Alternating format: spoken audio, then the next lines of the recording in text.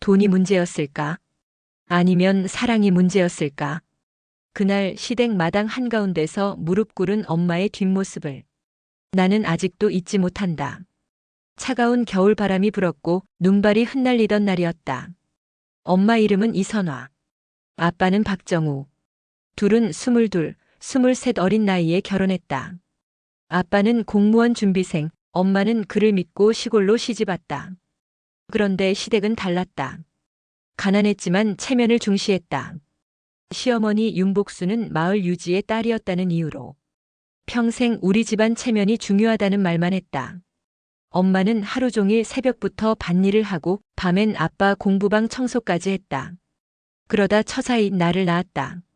그해 겨울 할머니는 엄마를 마당으로 불러 세웠다. 이선화, 애는 누가 낳으래? 너 같은 년은 공부 잘하는 내 아들 발목 잡을 년이야. 엄마는 고개를 숙였다. 아빠는 아무 말도 하지 않았다.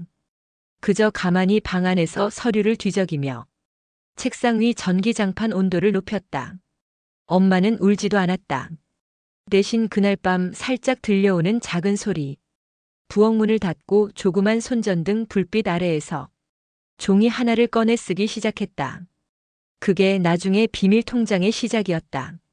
엄마는 매달 허드렛 일을 나가며 받은 돈 중 일부를 남몰래 모았다. 시댁에선 네가 돈을 어디다 쓰냐며 잔소리했지만 엄마는 한 푼도 허투루 쓰지 않았다. 쌀 한 포대값, 병원비, 그리고 나를 위한 학원비. 엄마는 혹시 모르니까라며 통장 하나를 몰래 만들었다. 그 통장의 첫 입금 내역은 5만. 예금주 이선화. 계좌명 미래통장. 나는 커가면서 엄마가 늘 숨기는 사람처럼 보였다. 장롱 속 비닐봉지, 양말 속에 감춘 영수증, 부엌 찬장 위에 흰 봉투까지. 그러던 어느 날 시댁의 횡포는 극에 달했다. 할머니는 우리 집에 들어오더니 엄마 얼굴을 보자마자 냅다 손찌검을 했다. 네가 우리 아들 돈 훔쳐서 통장 만든 거라며. 내가 다 알아봤어. 어쩜 이렇게 뻔뻔해. 그날 아빠는 아무 말도 하지 않았다. 엄마가 맞고 쓰러지는데 아빠는 그저 방문을 닫았다. 나는 그 장면을 문틈 사이로 봤다. 그리고 어린 마음에 아빠가 엄마를 사랑하지 않는구나. 그걸 처음으로 깨달았다. 며칠 뒤 엄마는 짐을 싸서 나와 함께 친정으로 갔다. 그때 엄마는 말했다. 유진아, 우리가 나중에 다시 돌아올 수 있을까? 나는 대답하지 못했다. 그저 엄마 손을 꼭 잡았다. 그때까지도 나는 몰랐다. 엄마가 그 통장을 왜 만들었는지를. 그리고 그 통장 때문에 우리 가족의 운명이 완전히 바뀌게 될 줄은 정말 몰랐다. 10살이던 내 생일, 엄마는 아무 말 없이 통장을 내 손에 쥐어줬다. 그 통장 표지에는 미래통장이라는 낡은 글씨가 희미하게 보였다. 엄마는 말했다. 유진아, 절대 아무한테도 말하지 마. 이건 우리가 다시 시작할 수 있는 희망이야. 나는 그때 단순히 비상금이라고 생각했다. 하지만 그 통장 안에는 단순한 돈 이상의 이름이 숨어 있었다. 엄마는 친정에서 1년을 버텼다. 외할머니는 늘 시댁 욕을 하셨고 그럴 때마다 엄마는 조용히 웃었다. 그러던 어느 날 아빠가 찾아왔다. 초라한 옷차림에 손에는 한 봉투가 들려 있었다. 선화야, 나 이제 합격했어. 임용됐어. 돌아오자. 엄마는 잠시 망설였다. 그리고 결국 나를 데리고 다시 시댁으로 갔다. 유진이 학교를 위해서라도. 그 말 한마디가 이유였다. 시댁은 예전과 달랐다. 할머니는 병이 깊어졌고 큰아버지 부부가 시댁 살림을 쥐고 있었다. 그 집안은 더 냉정해졌다. 공무원 마누라면 뭐해? 월급은 다 남편 이름이지. 엄마는 여전히 허드렛 일을 도맡았고 매달 생활비를 쪼개서 다시 통장에 조금씩 넣었다. 5만 원, 10만 원, 그리고 가끔은 20만 원씩. 그 통장은 늘 엄마 손에 있었다. 그러던 어느 날 엄마가 병원에 실려갔다. 과로와 스트레스, 위궤양. 나는 중학교 2학년이었고 병실에서 엄마의 얼굴을 보며 처음으로 두려움을 느꼈다. 그때 엄마는 가방 안에서 봉투 하나를 꺼내 내게 줬다. 하얀 봉투, 그리고 그 위엔 유진에게 혹시 내가 없을 때. 나는 봉투를 열어보지 못했다. 그저 가방 속에 넣어뒀다. 그리고 3개월 뒤 엄마는 다시 일어났다. 다시는 병원 얘기를 꺼내지 않았다. 시간이 흘러 나는 20살이 됐다. 집안 분위기는 더 팍팍해졌고 아빠는 승진을 이유로 더 냉정해졌다. 엄마는 여전히 시댁의 허드렛 일을 하며 조용히 웃었다. 그러던 어느 날 할머니의 장례식. 그날 밤 시댁의 장남 부부가 엄마의 방을 뒤졌다. 이선화, 너 통장 있지? 네가 그동안 모은 돈 원래 우리 집 돈이야.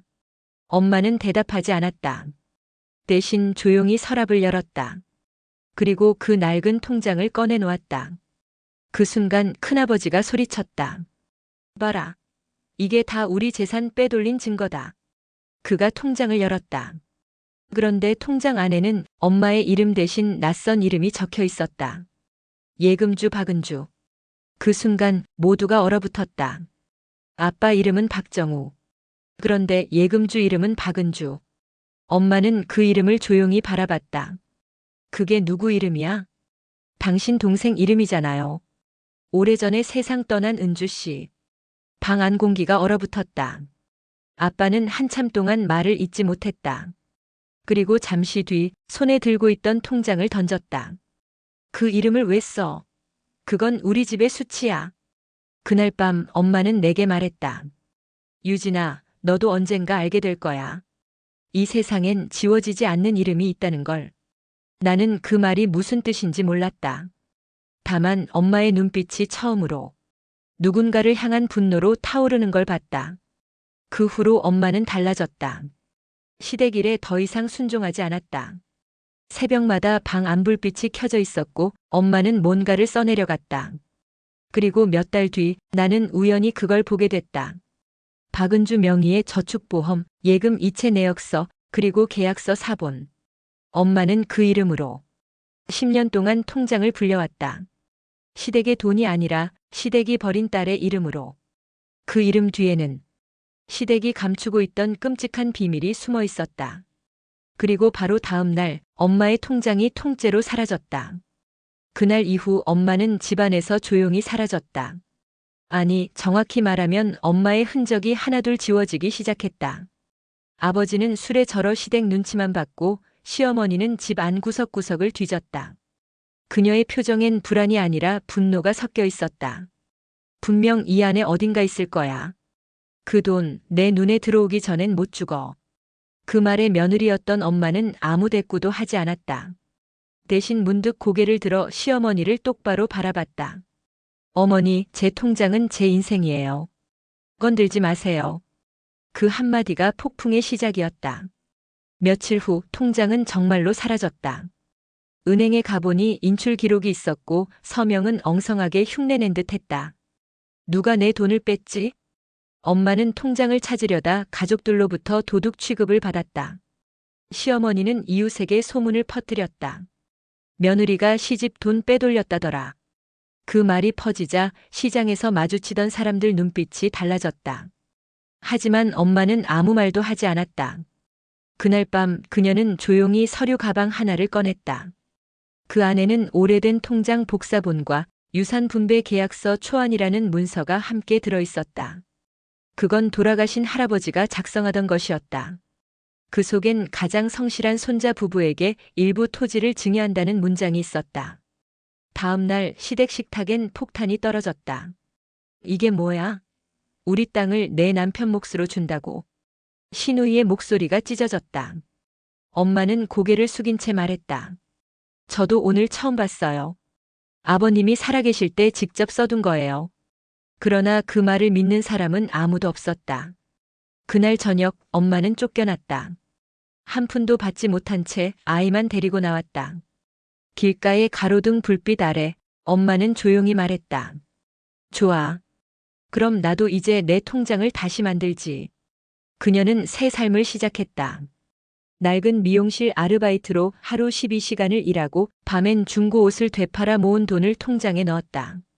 통장 첫 줄엔 이렇게 적혀 있었다. 복수준비금 1호. 그리고 그 옆에 엄마의 필체로. 이 돈은 반드시 되돌려받는다. 라는 문장이 적혀 있었다. 시간이 지나면 진실은 묻힌다지만 요즘 세상엔 뭐든 찍히잖아요. 엄마는 그렇게 말했다. 그녀의 눈빛은 이미 평범한 며느리가 아니었다.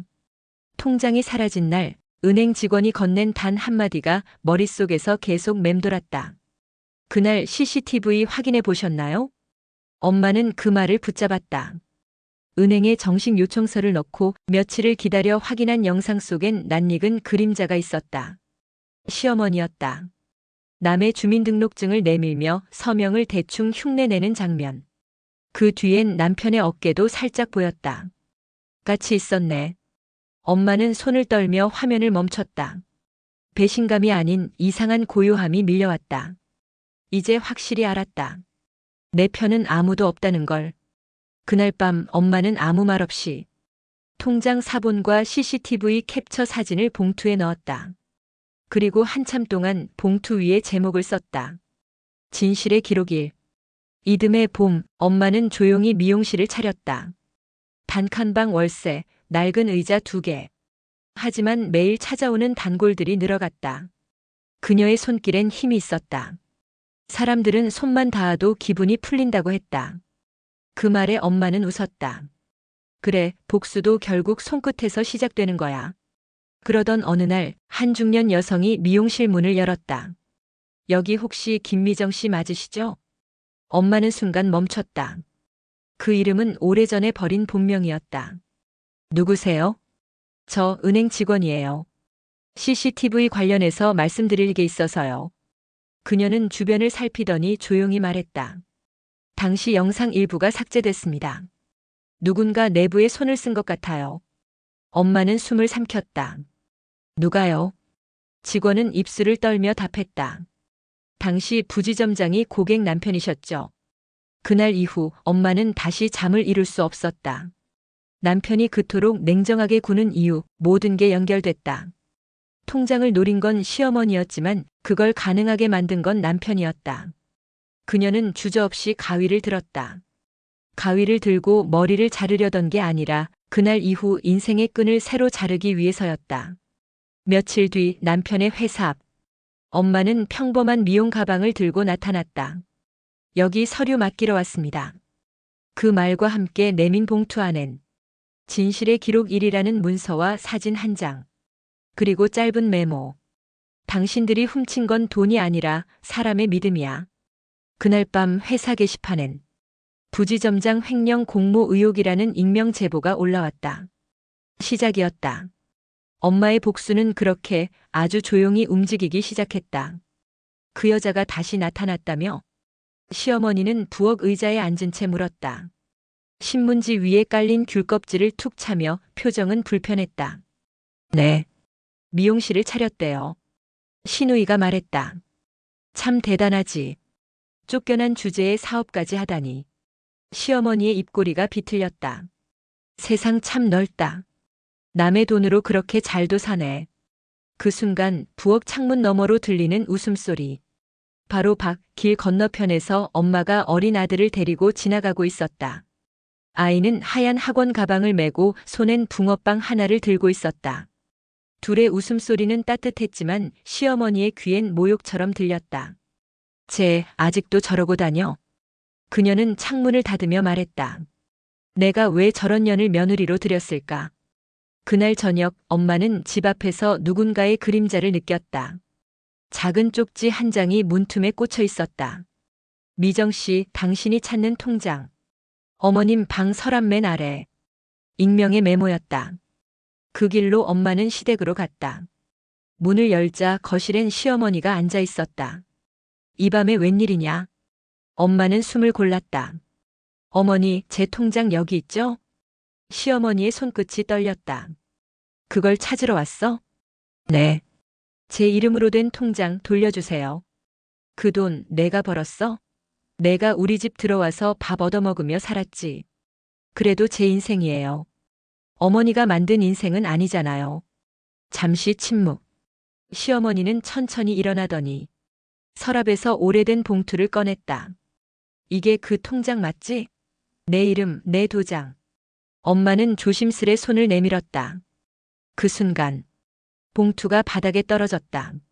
안엔 통장이 아닌 빈 종이 한 장이 들어있었다. 시어머니가 웃었다. 넌 아직도 순진하구나. 엄마의 눈빛이 흔들렸다. 통장은 이미 없어. 근데 내가 잃은 건 그게 아니야. 뭐라고요? 사람의 체면 명예. 그건 내가 가져갔어. 내가 다시 일어날 수 있을 것 같아? 그 말이 끝나기도 전에 엄마는 조용히 무릎을 꿇었다. 그래요. 제가 잘못했어요. 근데 기억하세요, 어머니. 제가 무릎을 꿇는 건 복수의 시작이에요. 시어머니는 비웃었다. 복수? 내 주제에? 엄마는 고개를 들지 않은 채 중얼거렸다. 무릎은 굽히지만 마음은 꺾이지 않아요. 그날 밤 엄마는 시어머니의 집을 떠나며 문 앞에서 조용히 휴대폰을 들었다. 화면엔 녹음 중이라는 붉은 불빛이 반짝였다. 며칠 후 시어머니는 동네 경로당에서 난리가 났다. 며느리 앞에서 무릎 운운했다던데. 그 통장 진짜는 내가 가져간 거라며. 소문은 번개처럼 퍼졌다. 집으로 돌아온 시어머니는 거울 앞에 앉아 자신을 바라봤다. 무릎이 시렸다. 마치 누군가에게 복수당한 것처럼. 그때 문자가 도착했다. 발신자 모르는 번호. 내용. 어머니, 그 무릎. 이제 제 차례예요. 당신이 한 일 알고 있었어. 엄마의 목소리는 낮고 단단했다. 남편은 순간 고개를 들었다. 사무실 안은 정적뿐이었다. 무슨 소리야? CCTV 삭제. 그거 당신이 했지. 남편의 손끝이 살짝 떨렸다. 누가 그래? 당신 또 이상한 생각하는 거 아니야? 엄마는 가방에서 USB를 꺼냈다. 여기 복원된 영상이야. 당신 팔뚝에 있는 점 선명하게 찍혔더라. 잠시의 침묵. 남편의 표정은 서서히 변했다. 그래, 내가 했어. 그게 뭐 어때서? 어머니가 무릎 꿇었을 때 당신은 뭘 했는데? 그냥 봤잖아. 그건 사랑이라 생각했어. 시집 사람이니까 참아야 한다고 믿었고. 그게 내 잘못이지. 참는 게 미덕인 줄 아는 바보. 그 말에 엄마는 웃었다. 맞아. 나 바보였어. 근데 이제 바보 그만하려고. 그녀는 가방에서 봉투 하나를 꺼냈다. 은행 서류, 통장 사본, 그리고 서명 위조 감정 결과서. 이거 경찰에 제출할 거야. 남편은 잠시 숨을 삼켰다. 미쳤어? 그럼 우리 가족은 끝장이야. 가족? 당신은 가족이 아니야. 내 인생에 칼을 꽂은 사람이지. 남편은 책상을 쾅 내리쳤다. 좋아. 그럼 해봐. 당신이 그렇게 정의로워서 뭐 얻을 건데? 엄마는 잠시 눈을 감았다. 돈? 복수? 아니. 난 내가 얼마나 강해질 수 있는지 보여주고 싶어. 그녀는 자리에서 일어나며 USB를 쥐었다. 이건 복수의 시작이 아니라 내 인생의 증거야. 남편은 아무 말도 하지 못했다. 며칠 후 남편의 회사에 감사팀이 들이닥쳤다. 횡령 문서 위조 정황이 드러나며 남편은 직위해제됐다. 시어머니는 동네 사람들에게 해명하느라 얼굴을 들 수 없었다. 그때 엄마는 아무 말도 하지 않았다. 대신 은행에서 새 통장을 개설했다. 이름 미정의 두 번째 인생. 그 통장에는 매일 아르바이트 수입이 들어갔다. 1,000원, 10,000원, 50,000원. 하지만 그 숫자보다 더 값진 건 엄마의 표정이었다. 이제부터는 나를 위해 번다. 그녀는 그렇게 말했다. 그 무렵 한 통의 편지가 도착했다. 발신인 없음. 내용은 단 한 줄. 당신 남편 아직 끝난 게 아니에요. 봉투 안엔 한 장의 사진. 남편이 다른 여자와 호텔 로비에 있는 모습. 그 여자는 놀랍게도 은행 직원이었다. 엄마는 웃었다. 그래, 이제 진짜 얼굴을 보자. 그녀는 조용히 또 하나의 폴더를 만들었다. 진실의 기록이. 그리고 그날 밤 남편의 차 유리창에 짧은 쪽지를 붙였다. 다음엔 내가 무릎 꿇을 차례야. 사진 한 장으로 인생이 무너질 수 있다는 걸 그때 처음 알았어요. 엄마는 그 말을 하며 창밖을 봤다. 남편과 그 여자가 호텔 로비에서 웃고 있는 사진. 그 표정은 너무 자연스러웠다. 서로 오래된 연인처럼 익숙했다. 엄마는 며칠을 고민했다. 이걸 그냥 덮을까? 아니면 그들 방식대로 돌려줄까? 결국 그녀는 진실의 기록 이 파일을 열었다. USB 안엔 그동안 모아온 녹음, 통화 기록, CCTV 복원본이 있었다. 그중 한 폴더에 호텔 마이너스 증거라는 이름을 붙였다. 며칠 뒤 남편의 생일이었다. 엄마는 케이크 대신 작은 봉투 하나를 보냈다. 회사 택배로요. 남편은 사무실에서 봉투를 열었다. 안에는 사진 몇 장과 메모 한 줄. 당신의 생일을 진심으로 축하해요. 이제 모두가 당신의 선물을 보게 될 거예요. 그날 오후 남편의 회사 단체 채팅방엔 익명 계정이 올린 사진이 돌기 시작했다. 호텔 로비, 팔짱 낀 남편, 웃고 있는 여자. 캡션엔 회사 내 불륜, 내부 제보 받습니다. 단 한 문장. 남편은 미친 듯이 전화했다. 당신이 했지?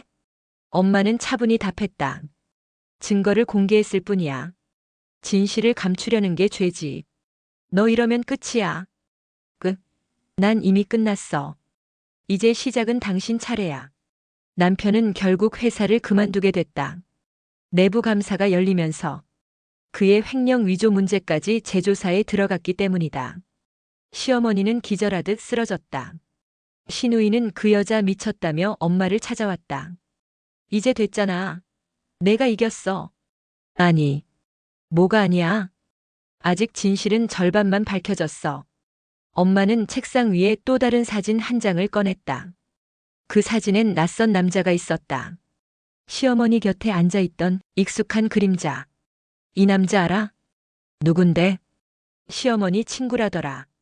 근데 알고 보니 우리 시아버지 통장에서 돈 빼간 사람이야.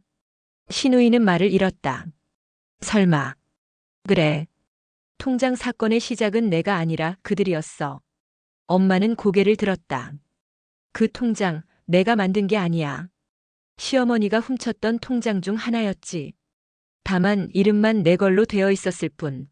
모든 퍼즐이 맞춰지기 시작했다. 엄마의 통장은 단순한 저축이 아니라 시댁이 숨기던 비자금의 흔적이었다. 그날 밤 엄마는 마지막으로 한 통의 메일을 보냈다. 수신인 시어머니, 남편 그리고 시누이. 제목 마지막 경고. 이제 내 이름으로 된 통장 잔액 내 계좌로 돌려놓으세요. 아니면 당신들 이름으로 바꾼 그 계좌를 세상에 보여드릴게요.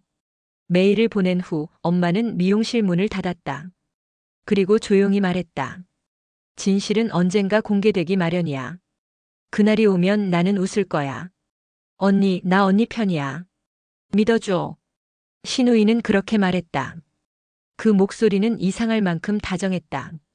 엄마는 잠시 망설였지만 손을 내밀었다. 그래, 이제라도 내 얘기 좀 들어줘. 그동안 내가 너무 어머니 말만 믿었어. 근데 이제 보니까 언니 말이 다 맞는 것 같아. 그날 두 사람은 오랜만에 커피숍에서 마주 앉았다. 엄마는 USB 하나를 꺼냈다. 여기 안에 모든 증거가 있어. 시어머니, 남편 그리고 통장 관련 자료. 시누이는 고개를 끄덕였다.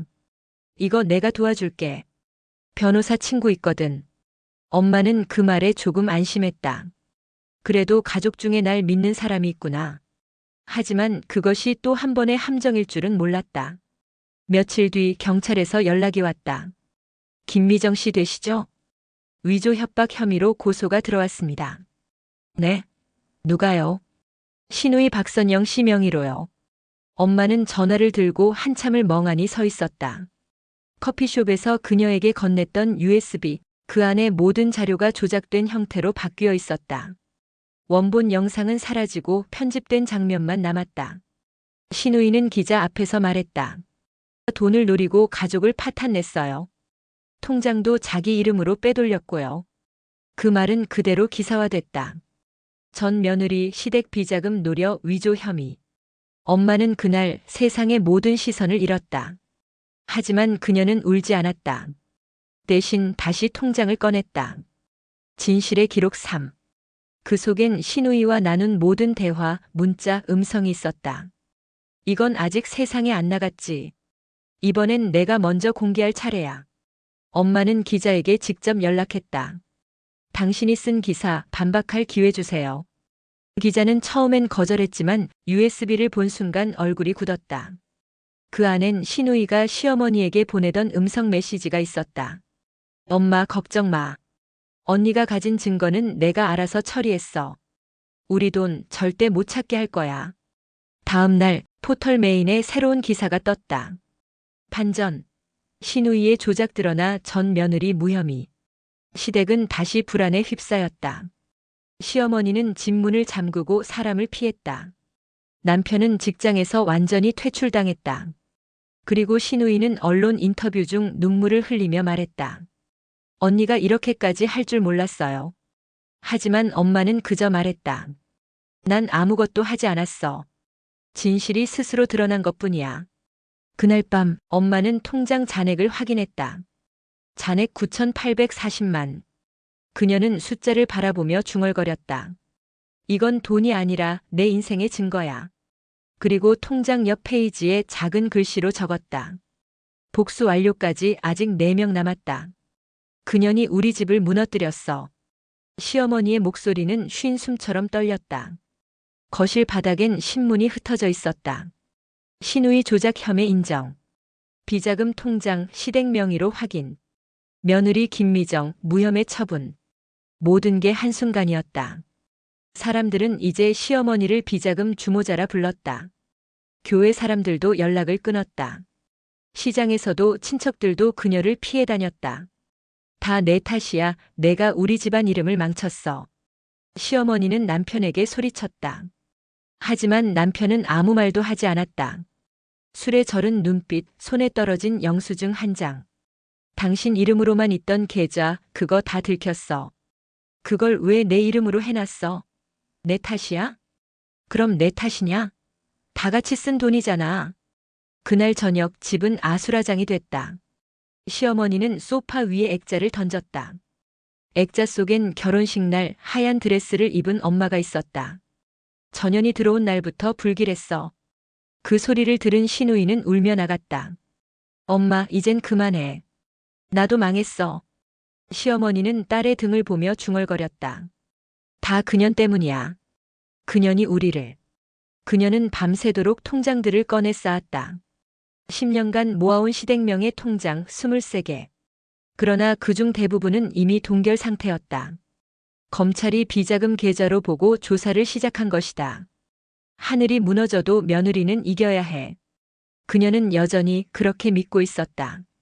하지만 세상은 더 이상 그녀의 편이 아니었다. 한편 엄마는 작은 원룸에 앉아 있었다. 낡은 책상 위에 놓인 노트북, 그리고 녹음기. 이제 시작이야. 그녀는 시어머니의 인터뷰 영상을 재생했다. 내 며느리는 나쁜 년이야. 나 없었으면 그 애가 뭐가 됐겠어.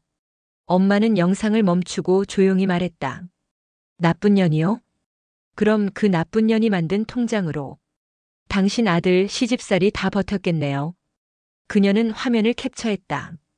파일 이름 진실의 기록 4. 며칠 뒤 시어머니는 쓰러졌다. 뇌졸중이었다. 병원 복도엔 기자들이 몰려 있었다. 박정임 씨 혐의 인정하십니까? 비자금 관리하신 게 사실입니까? 그녀는 산소 마스크 너머로 중얼거렸다. 내가 그런 적 없어. 하지만 의사는 말했다. 과로와 스트레스로 인한 발작입니다. 회복까지 오래 걸릴 겁니다. 신우이는 병실 한쪽에서 고개를 숙였다.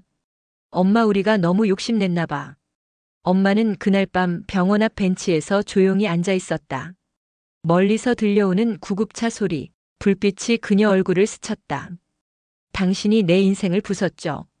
이제 내 차례예요. 그녀는 휴대폰을 꺼내 마지막으로 문자를 보냈다. 시어머니, 제가 빼앗은 건 돈이 아니라 진실이에요. 그 문자는 발송되지 않았다. 수신 거부. 그녀는 휴대폰을 천천히 내려놓았다. 그리고 통장을 꺼내며 중얼거렸다. 이 통장이 끝날 때까지 나도 끝낼 수 없어. 병실 안 시어머니는 의식을 잃은 채 손을 움찔거렸다. 꿈속에서 무언가를 붙잡으려는 듯이. 그리고 희미하게 속삭였다. 비밀 통장 안 돼, 그건. 병실 복도는 여전히 싸늘했다. 시어머니는 깨어나지 못했고 신우이는 밤새 울다 지쳐 바닥에 웅크려 있었다. 그때였다. 한 남자가 병실 문 앞에 섰다. 정장 차림의 낯선 얼굴. 그는 조용히 말했다. 박정임 씨 보호자분 되시죠? 저는 법무법인 현우의 변호사 최도연입니다. 법무법인이요? 네. 박정임 씨 명의의 유언장과 관련해 드릴 말씀이 있어서 왔습니다. 신우이의 표정이 굳었다. 유언장이라니요? 엄마가 그런 걸 남길 리가 없어요. 변호사는 가방을 열어 봉인된 서류를 꺼냈다. 붉은 인감 도장이 찍힌 종이 한 장, 맨 위엔 이렇게 적혀 있었다. 유언장 재산 상속 및 보관인 지정. 며칠 뒤 가족 전원이 모였다. 시어머니는 여전히 의식이 없었고 남편은 불안한 눈빛으로 서류를 바라봤다. 변호사가 입을 열었다. 이 문서는 지난해 작성된 것으로 보입니다. 내용을 낭독하겠습니다. 내 재산의 50%는 내 아들 박윤석과 며느리 김미정의 자녀에게 상속한다. 순간 모두의 표정이 굳었다. 뭐라고요? 그 며느리한테 준다고요? 그러나 다음 문장이 모든 걸 뒤집었다. 단 첫 번째 자식에게는 모든 현금 자산을 우선 지급한다. 엄마는 속으로 중얼거렸다. 첫 번째 자식? 윤석 오빠 말고 또 있다는 건가? 변호사는 조용히 말했다. 박정임 씨는 생전에 다른 아들을 두고 있었습니다. 순간 공기가 얼어붙었다. 무슨 소리예요? 그분은 젊은 시절 외국에서 낳은 아이입니다. 국적이 다르고 이름은 박준입니다. 그날 이후 세상은 또 한 번 뒤집혔다. 숨겨진 아들, 비밀 상속자라는 기사들이 쏟아졌다. 그리고 며칠 후 한 남자가 인천공항을 통해 입국했다. 그는 검은 선글라스를 벗으며 말했다. 어머니의 부름을 받았습니다. 그가 바로 박준, 시어머니의 숨겨진 첫째 아들이었다. 엄마는 믿을 수 없었다. 그의 얼굴엔 낯선 듯 익숙한 그늘이 있었다. 윤석의 어깨선 시어머니의 눈매. 누가 봐도 가족이었다. 당신이 우리 집 사람이라고요? 박준은 미소 지었다. 피는 속일 수 없죠. 어머니께서 제게 남긴 게 있습니다. 그는 가방에서 낡은 노트를 꺼냈다. 표지엔 손글씨로 이렇게 적혀 있었다. 통장 원본 준이에게 맡긴다. 엄마의 손끝이 떨렸다. 그게 뭐예요? 비자금의 진짜 주인입니다. 그는 노트를 열며 말했다. 그 안에는 시어머니가 직접 써둔 계좌번호 목록이 있었다. 그러나 더 놀라운 건 마지막 장이었다. 이 통장은 며느리 김미정의 아이를 위한 자금이다. 내 죄를 씻기 위해 그 아이에게 돌려줘야 한다. 모두가 침묵했다. 엄마는 천천히 눈을 감았다.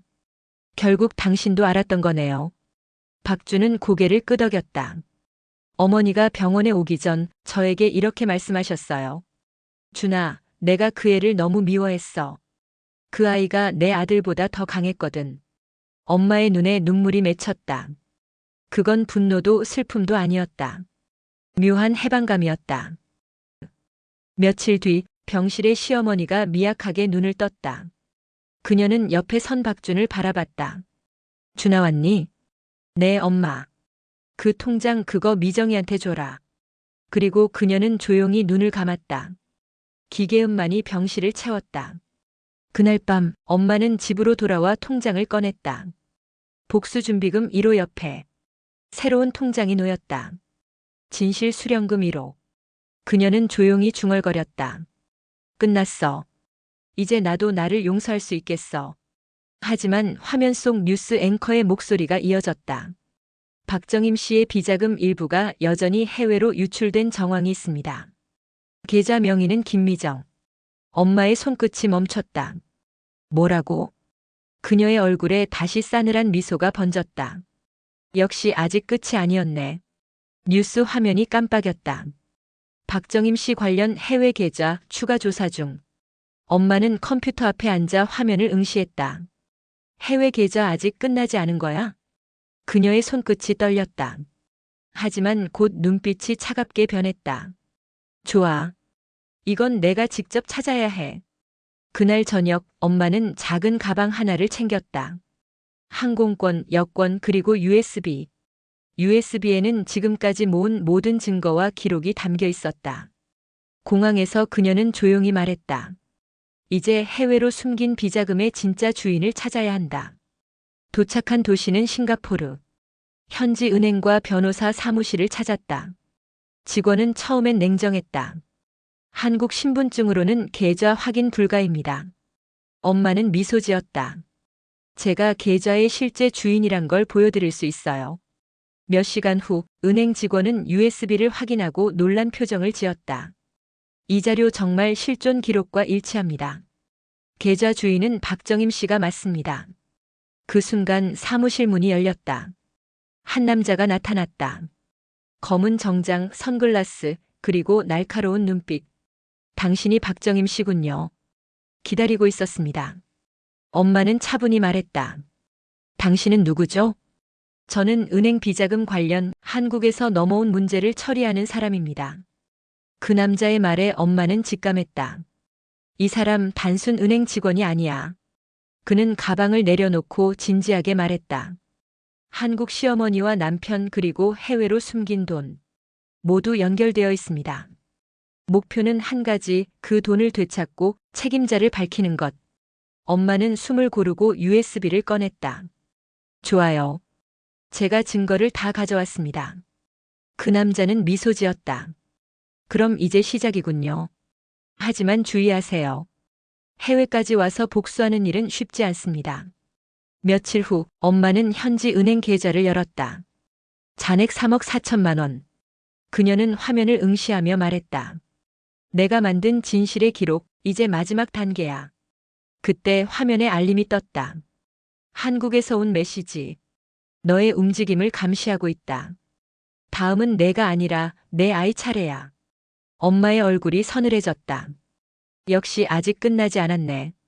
그녀는 잠시 눈을 감았다. 그리고 속삭였다. 좋아. 그럼 마지막 한 수를 두자. 이번엔 내가 모든 걸 끝낸다. 좋아요. 끝이다. 엄마는 조용히 중얼거렸다. 공항에서 돌아온 지 3일째, 그녀의 손에는 진실의 기록 USB와 해외 계좌 정보가 있었다. 남편, 시어머니, 시누이, 숨겨진 상속자 박준까지. 모든 퍼즐이 연결될 차례였다. 그날 저녁 한국 집 앞. 엄마는 택배 상자를 남편 집 현관에 두었다. 겉면엔 익명으로 이렇게 적었다. 진실은 언제나 드러난다. 모든 기록을 확인하라. 남편이 상자를 열자 USB와 모든 통장 사본이 들어있었다. USB 파일명을 열자마자 화면 가득 떠오른 기록들. CCTV, 녹음 메시지, 은행 거래 내역까지. 모든 증거가 완벽하게 정리되어 있었다. 남편은 숨을 고르며 떨었다. 이게 뭐야? 엄마는 조용히 전화로 메시지를 남겼다. 모든 건 내가 한 짓의 결과야. 복수는 나의 손이 아니라 진실이 한다. 시어머니는 병원에서 퇴원 후 신문과 SNS로 자신의 파멸을 확인했다. 박정임 그년이 이럴 줄은. 의사도 간호사도 그녀의 얼굴을 보며 속삭였다. 어머니, 이제 다 드러났어요. 시누이는 변호사와 함께 법원에 제출한 자료가 오히려 역효과를 낳았음을 깨달았다. 모든 조작이 드러났어, 언니가. 그녀는 울면서 휴대폰을 던졌다. 그리고 숨겨진 상속자 박준. 엄마는 그에게 연락했다. 이제 당신이 할 일은 내 아이를 지키는 거예요. 박준은 고개를 끄덕였다. 네, 저도 이제 책임질 겁니다. 엄마는 마지막으로 통장을 열었다. 잔액 4억 2천만 원. 그녀는 깊은 숨을 내쉬며 말했다. 이 돈은 이제 내 아이와 내 미래를 위한 거야. 과거의 굴레는 끝났다. 그날 밤 집 앞 벤치에서 엄마는 아이를 안았다. 엄마가 지켜줄게. 세상이 아무리 막장이어도 우린 안전하게 살아갈 거야. 그리고 휴대폰 화면을 켰다. 뉴스 속 앵커가 말했다. 박정임 씨 시어머니 남편 시누이의 비자금 조작 사건을 폭로. 법적 책임과 사회적 심판이 시작됐습니다. 엄마는 미소 지었다. 끝났어, 진짜 끝났어. 하지만 마지막 메시지가 울렸다. 발신자 알 수 없는 번호. 내용. 이번엔 해외 계좌를 지키는 일이 남았군요. 준비하세요. 진짜 게임은 지금부터입니다. 엄마는 잠시 눈을 감았다. 그리고 작은 미소를 지었다. 좋아, 이번에도 내가 이긴다. 그녀의 손끝엔 오랜 세월 모은 통장, 증거 자료, 그리고 아이의 손이 있었다. 복수, 정애, 그리고 새로운 시작. 모든 게 하나로 연결된 순간이었다. 마지막 카메라는 천천히 멀어지며 엄마와 아이 그리고 새로 만든 통장 위를 비췄다. 막장이었던 가족사, 이제 엄마가 만든 새로운 세상이 시작되는 순간이었다.